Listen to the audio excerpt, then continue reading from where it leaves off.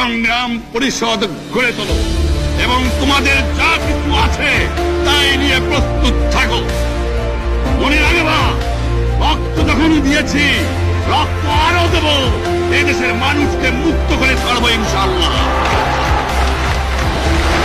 এবারে সংগ্রাম আমাদের মুক্তির সংগ্রাম, এবারে সংগ্রাম স্বাধীনতার সংগ্রাম।